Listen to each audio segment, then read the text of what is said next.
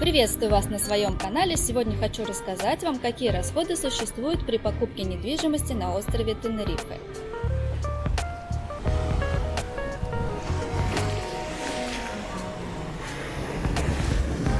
Большая часть расходов при покупке недвижимости составляет уплата налога. Если вы покупаете объект недвижимости на вторичном рынке, то ставка налога составляет 6,5%. Если вы приобретаете новое жилье или строительство, то в этом случае ставка налога составляет 7% от рыночной стоимости объекта.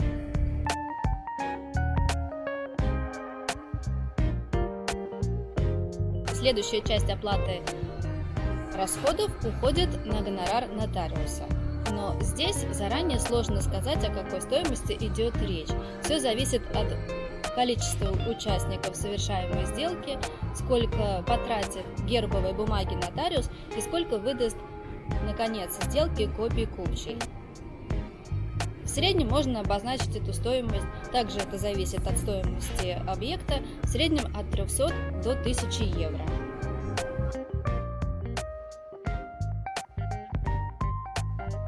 Следующий шаг расходов составляет в регистрации объекта недвижимости в Едином государственном реестре Испании. Здесь опять тоже сложно сказать, о какой стоимости идет речь. Когда вы приносите свою купчую на регистрацию, обычно оплачивается сначала депозит. Депозит может составлять от 300 до 400 евро. И по истечению срока, когда вы забираете свою купчую, уже готовую и записанную в реестре, вам сообщают полную стоимость. И если она составляет меньше той стоимости, за которую вы платили депозиты, то вам эти деньги возвращаются. И если составляет больше, то нужно, естественно, будет доплатить.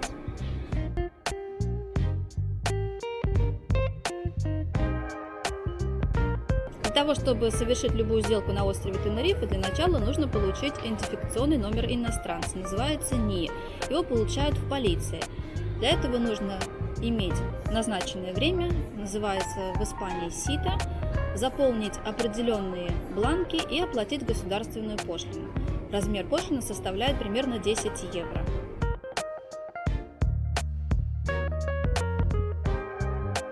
Существуют расходы, связанные с юридическим сопровождением. Некоторые агентства доводят сделку, то есть сопровождают вас до сделки нотариуса, а после уже за эту услугу берут дополнительную плату. Оплата такой услуги составляет в среднем от 500 до 1000 евро. Также у вас, возможно, возникнут дополнительные расходы, связанные с переводом. При открытии счета в банке понадобится перевод ваших документов на испанский язык. А некоторые документы даже необходимо поставить апостиль. Также, если вы сами не можете присутствовать на сделке и за вас будет подписывать сделку доверительное лицо, на него нужно составить доверенность. В среднем такая нотариальная доверенность здесь стоит 70 евро. Как происходит оплата за объект недвижимости? Самая основная форма оплаты – это чек. Чек вы выписываете в своем банке на имя продавца. Если у продавца ипотека, значит будет несколько чеков. Чек на закрытие ипотеки и чек на оставшуюся сумму, которая положена продавцу. Чеки стоят от 70 до 200 евро. Как правило, многие банки делают скидки на чеки, если вы у них оформляете страховку на объект, который приобретаете. Тогда в этом случае они могут предоставить бесплатно чек, либо сделать хорошую скидку, и тогда стоимость чека вам обойдется гораздо дешевле. У меня несколько сделок было таких, которые у покупателя не было открыто счета в Испании, и он на момент совершения сделки со своего счета в Германии перевел на имя продавца на счет в Испанию.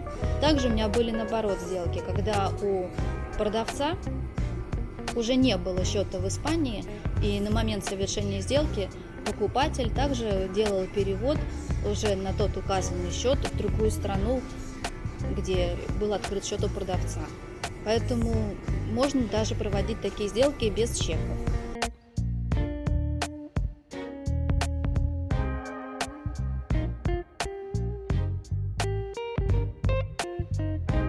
Исходя из всего этого, можно подвести итог, примерно сколько составят расходы на приобретение недвижимости.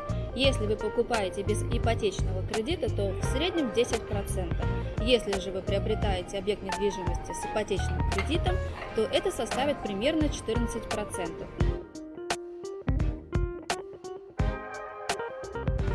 Как происходит резервация объекта недвижимости, который вы хотите купить?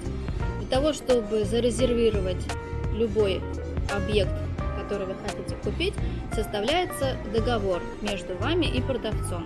Называется «Contrato de Arras». Главным условием этого контракта является оплата депозита, то есть оплата резерва.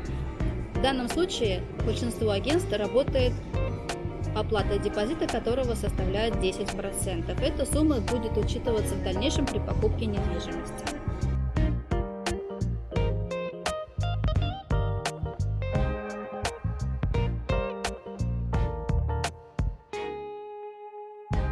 Надеюсь, это видео вам было полезным. Ставьте лайк, подписывайтесь на мой канал и до новых встреч!